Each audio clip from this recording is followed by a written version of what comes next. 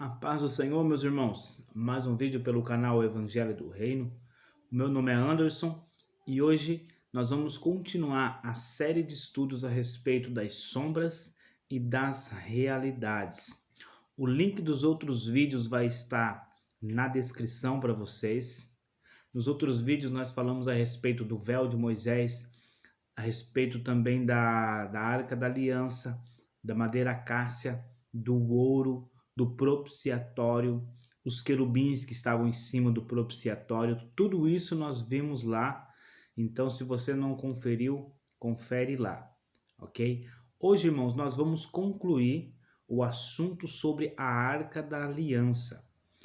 Hoje, irmãos, nós vamos ver que, além de tudo aquilo que Deus já nos mostrou através dos utensílios que estavam ali, de alguns detalhes que passam desapercebidos muitas vezes quando nós lemos as Escrituras, nós vamos ver que, além de tudo aquilo, Deus também quis nos mostrar que a Arca da Aliança é uma figura do trono de Deus.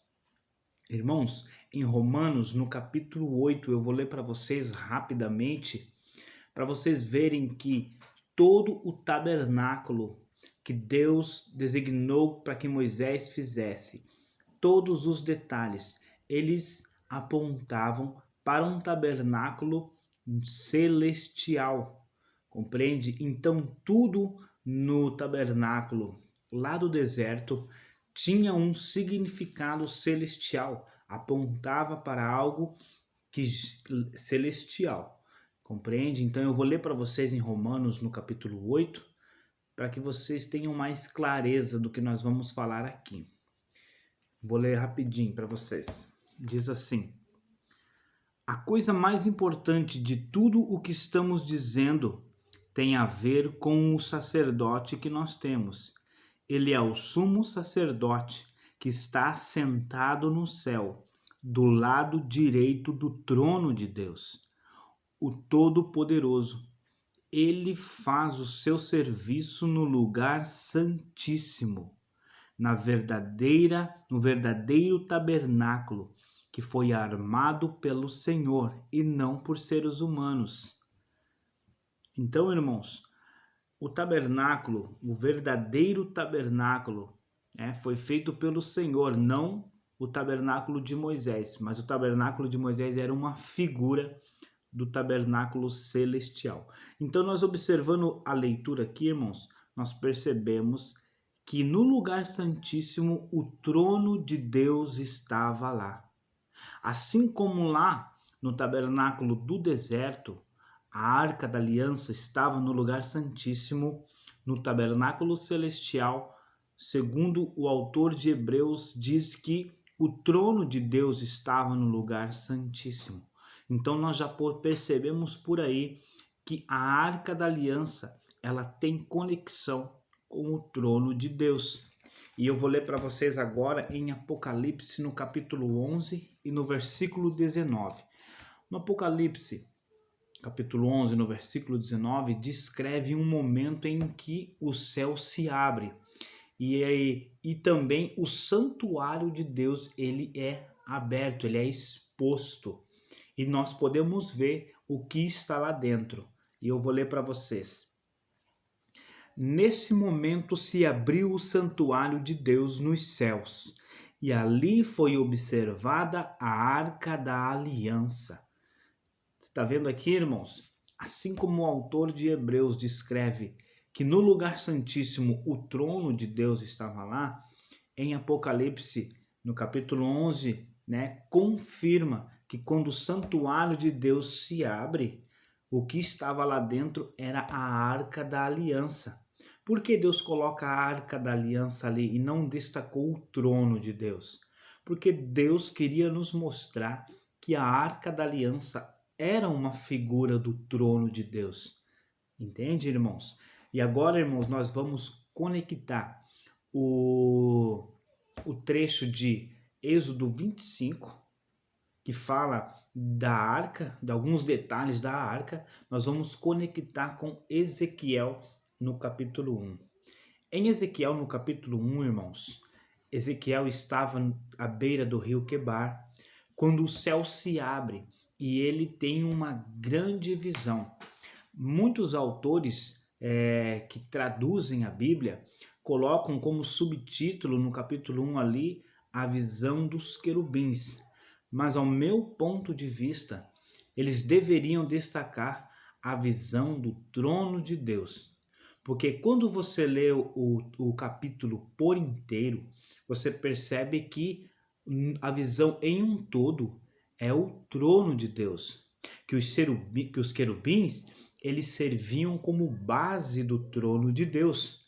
Que o Senhor, ele se movia, que o trono de Deus, ele se movia de acordo com que os querubins se moviam através daquelas rodas que estavam embaixo deles, da maneira que o Espírito queria que eles se movessem. Compreende? Então, a visão de Ezequiel, em um todo, era o trono de Deus. Então, nós temos que observar os detalhes ali e conectar com a Arca da Aliança. Na visão de Ezequiel, irmãos, tinham 4 querubins. Esses querubins, as suas asas, elas tocavam a asa do outro, formando um quadrado quando eles se moviam. Então, as asas deles estavam conectadas. E a Bíblia diz que tinham 4 rodas. Essas 4 rodas, irmãos, elas estavam abaixo dos querubins e elas davam a possibilidade deles se moverem. Elas iam para onde que o Espírito designava, aquelas rodas moviam e os querubins moviam, através delas. E automaticamente, quando os querubins se moviam, o trono de Deus também se movia, porque os querubins era a base do trono de Deus. Compreende, irmãos? Então, nós podemos ver isso, irmãos, ali em Salmo, no capítulo 18, ali descreve um trecho que Davi, ele ora ao Senhor, e Deus, ele, através desse salmo, é um salmo profético. E Davi descreve que o Senhor, ele vem ao seu auxílio sobre as costas de um querubim, Todos nós já imaginamos Deus montado em cima das costas do querubim e vindo. Mas eu acredito, irmãos, que está relacionado com o trono de Deus, que os querubins, eles servem como base. Para onde que o Senhor quer ir, os querubins vão, compreende? E ele está ali assentado no seu trono. Eu vou ler para vocês aqui rapidamente. Aqui em Salmos, no capítulo 18, diz assim, versículo 9 e 10. Ele abriu o céu e desceu com uma nuvem escura debaixo dos pés. Voou nas costas de um querubim e viajou rápido nas asas do vento. Então, irmão, nós vemos aqui que assim como na visão de Ezequiel, os querubins estavam como servindo de base para o trono de Deus.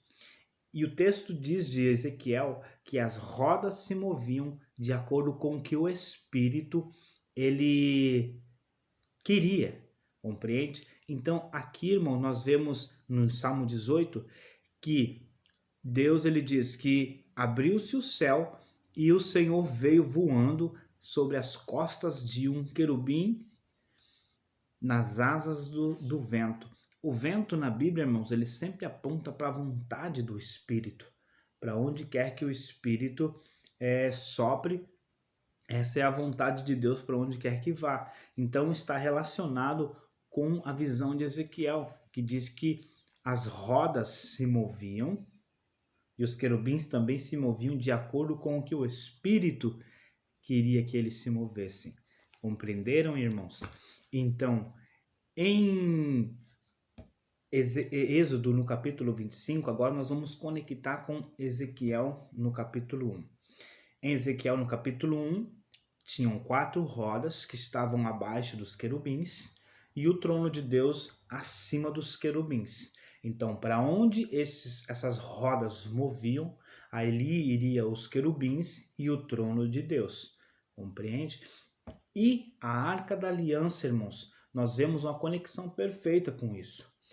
Os querubins que estavam em cima do propiciatório, as asas deles estavam conectadas, assim como os querubins que estavam ali na visão de Ezequiel. Entende? E a Arca da Aliança, irmãos, ela só podia ser movido porque tinham 4 argolas. Essas 4 argolas eram uma figura dessas 4 rodas que estavam ali na visão de Ezequiel. Então, as 4 argolas que estavam na Arca da Aliança, elas ficavam fixas ali e uma madeira coberta de ouro, 2 madeiras, uma em cada lado da arca, ela era colocado nessas 4 argolas. E quando o Senhor falava que era para ir para outro lugar, a Arca da Aliança ela era carregada por 4 sacerdotes. Então, nós vemos que essas 4 argolas eram uma figura dessas 4 rodas. E os 4 sacerdotes que carregavam a arca, que sustentavam a arca, também esses 4 sacerdotes apontavam para o número 4 dos 4 querubins. Compreende? Então, nós vemos ali os querubins em cima do propiciatório, com uma asa conectada na outra. Nós vemos na visão de Ezequiel os 4 querubins, um com a asa conectada na outra. E nós vemos o número 4 relacionado ali dos sacerdotes que carregavam a arca e dos 4 querubins que também carregavam o trono de Deus, sustentavam o trono de Deus. Então, para onde que os sacerdotes iam com a arca, né? Ali a presença de Deus também se movia. Da mesma forma, na visão de Ezequiel, para onde que as rodas iam, os querubins que estavam ali também iam e a presença de Deus, ela se movia. Compreende, irmãos? Então, irmãos, são pequenos detalhes que muitas das vezes passa desapercebido, mas quando nós começamos a conectar um texto em outro texto, um ponto em outro ponto, nós vemos que existem grandes revelações. Amém? Então hoje, irmãos, eu vou ficar por aqui. Medita. Se vocês tiverem acréscimo, pode deixar ali nos comentários, tá? Eu vou deixar para vocês também na descrição o número do meu WhatsApp. Se vocês quiserem entrar em contato com dúvidas ou com acréscimos, de acordo com o tempo, a gente vai respondendo os irmãos. Amém? Fiquem na paz, irmãos.